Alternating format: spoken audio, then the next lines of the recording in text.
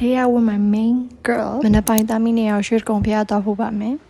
အနက်9 နာရီထိုးမှထွက်လာခွန်ခွဲလောက်တော့ဖျားပေါ်ရောက်ပါတယ်ကျူတော့အမြဲတမ်းမြောက်ဘက်မောက်ကနေပဲတက်ဖြစ်တယ်တနင်္ဂနွေသမီးလေးအေဂျီရုံးမောင်ပါရေတက်ပဲပြီးသွားတော့လက်ရည်တပတ်ပတ်ပါတယ်ကျူတို့ဖျားကိုတပတ်ပတ်ပြီးတော့အေးဆေးဖိုးခဲ့ရပါတော့အခုတော့တပုံရလိုက်ပါအောင်မယ်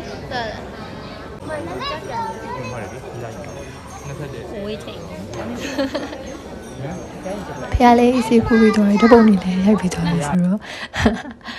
အခုကတော့ကပီတေကိုဆက်တော့မလို့လောက်ထားရပါတော့ဝယ်စရာလေးလေးရှိဆိုတော့ရှင်နာနေပြီဆိုတော့ဒလိကအတက်မှလောက်တာတော်တော်လာတယ်ဓပုံတော့မရိုက်ခဲ့ဘူးဗီဒီယိုပဲရိုက်ခဲ့တယ် discount ချထားတာလည်းတော်တော်များများတွေ့ခဲ့တယ်ကျွေးကလေးဘွားအိမ်မက်တွေပါဘာဘီကိုငငယ်တော့တော်တော်ဆွဲလန်းခဲ့တာအခုလည်းကြိုက်တုံးပါပဲ my favorite wall တွေကိုရောက်ရှိသွားပါပြီရွေးပြီးရွင်ထပ်ပြီးတော့ယူခဲ့တယ်အာလူကျော်ကိုလည်းတွေ့တော့လေ oh my god ထုံးစံတိုင်းချူချူကတော့ဘဲသွားရေခဲမုတ်စားတယ်flavor တွေအများကြီးထဲမှာ chocolate က favorite ပါဝယ်စရာလေးဝယ်ပြီးသွားပြီဆိုတော့အိမ်ပြန်มาတော့မယ်